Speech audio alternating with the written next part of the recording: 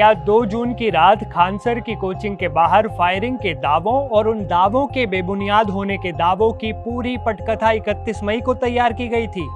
क्या खान सर ने ही अपने गार्ड से कहा कि चलाओ गोली, जो होगा मैं देख लूंगा? नमस्कार, मैं हूं असीम शर्मा और आप देख रहे हैं एनडीटीवी इंडिया।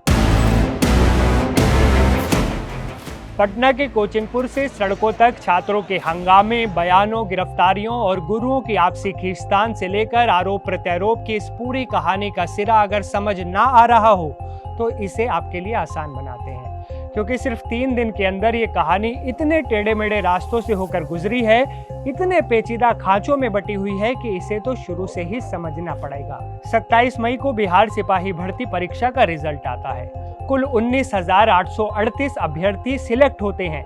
यह आंकड़ा ध्यान रखिएगा, 19,838। तारीख बदलते हैं, 31 मई दिन रविवार। खान सर एक हॉल में अपने जाने पहचाने अंदाज में सैकड़ों छात्रों की भीड़ के बीच मौजूद हैं। ये जश्न का दिन है। ये समारोह उन तमाम कैंडिडेट्स के सम्मान के लिए रखा गया है जो खान सर की कोचिंग में पढ़कर सिपाही भर्ती परीक्षा में चयनित हुए। लेकिन वो संख्या कितनी है? वैसे संख्या का ये सवाल इतना जरूरी क्यों है? सच पूछिए तो इस सवाल के जवाब में ही बीते 3 दिन का सारा बवाल छिपा है। पहले सीधे खान सर की जुबानी सुनिए, वो कौन सा आंकड़ा बोल रहे हैं। आज बिहार पुलिस का रिजल्ट 2 दिन पहले आया और हम लोग की कोशिश थी कि ज़्यादा से ज़्यादा बच्चों को हम लोग यहाँ लाएं, और जितने बच्चे ऑनलाइन ऑफलाइन में पढ़े थे उन लोगों को हम लोग बताया कि आप लोग संस्था में आइए। आज आप लोग को हम लोग बड़ा अच्छा लगता है, हम अपने हाथ से वर्दी दें। लगभग 12,000 से ज़्यादा बच्चे आए, ऐसे लगभग 20 हॉल भरे हुए हैं, और आज अपने हाथ से उन्हें वर्दी देंगे, भोजन कराएंगे, मेडल देंगे। जरा रुकिए, क्या आंकड़ा मिस कर दिया? कोई बात नहीं, सिर्फ उतना हिस्सा दोबारा सुनिए। लगभग 12,000 से ज़्यादा बच्चे आए, ऐसे लगभग 20 हॉल भरे हुए हैं। तो बकौल खान सर 19,838 कैंडिडेट्स में से 12,000 से ज्यादा बच्चे सिर्फ उनकी कोचिंग में पढ़कर कामयाबी के रथ पर सवार हुए। समारोह भी हुआ और खान ग्लोबल स्टडीज के 12,000 छात्रों की सफलता की मुनादी करते पोस्टर भी चिपक गए। हम इस दावे की पुष्टि नहीं करते हैं। इसके बरक्स एक और दावा खड़ा हो गया, ज्ञान बिंदु कोचिंग वालों का। वही कोचिंग जो खान सर के पड़ोस में है और उसमें भी हजारों की संख्या में बच्चे पढ़ते हैं। जब खान सर अपनी कामयाबी का जश्न मना रहे थे, तभी ज्ञान बिंदु कोचिंग के रोशन आनंद सर से जुड़े कुछ पोस्ट भी सोशल मीडिया पर घूमने शुरू हो गए, घूम रहे थे। इनमें दावा किया गया कि ज्ञान बिंदु से कुल 10,000 छात्र बिहार सिपाही भर्ती में सफल हुए। अब ये गणित आप बिना किसी कोचिंग पर जाए भी लगा सकते हैं कि जब सफल हुए अभ्यर्थियों की संख्या 20,000 से कम है, तो सिर्फ इन 2 कोचिंग सेंटर्स से इस परीक्षा में कामयाबी का परचम लहराने वालों का आंकड़ा 22,000 पर कैसे पहुंच गया? आग में घी डालने का एक और काम हुआ। खान सर की कोचिंग का पोस्टर ज्ञान बिंदु के बोर्ड के ऊपर चिपका दिया। अब जानबूझकर हुआ या अनजाने में, ये किसी को नहीं पता। और इस पोस्टर में वही बात लिखी थी, 12,000 छात्र सफल। छात्रों ने इसे चिढ़ाने वाला और उकसावे भरा कदम बता दिया। बस ये समझिए कि ये आने वाले हंगामा खेज दिनों की बुनियाद थी। बस फिर क्या था?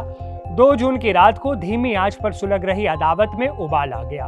वर्चस्व की लड़ाई पोस्टर फाड़कर बाहर आ गई। पहले खान सर ने दावा किया कि उनकी कोचिंग पर फायरिंग हुई है।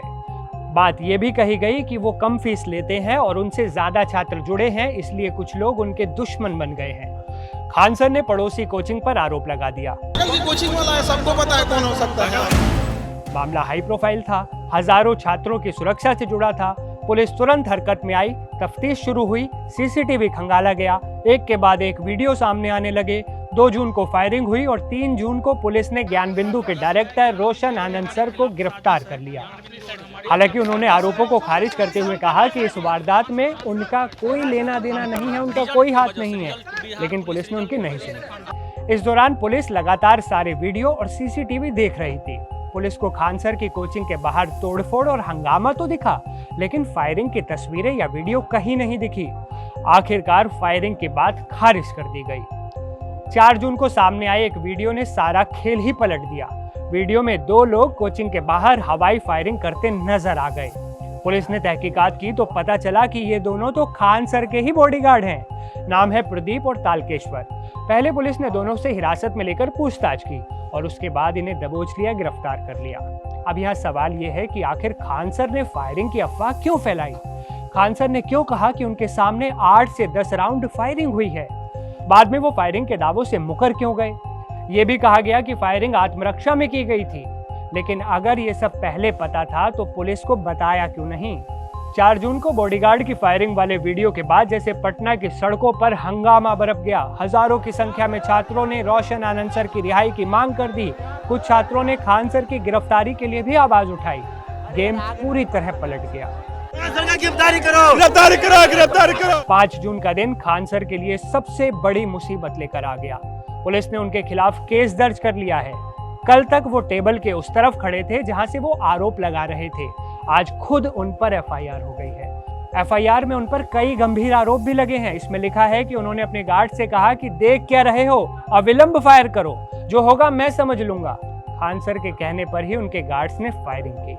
अब खान सर इस पटकथा के अंतिम अध्याय तक पहुंच चुके हैं, जिसके पहले पन्ने पर उनकी गिरफ्तारी भी लिखी हो सकती है। उम्मीद है कि कोचिंगपुर के इस पूरे बवाल की हर अहम बात अब आप समझ गए होंगे। आपको क्या लगता है, क्या यहाँ खान सर की गलती है या रोशन आनंद सर की, या इस पूरे कोचिंग इकोसिस्टम की सफाई की अब जरूरत आन पड़ी है?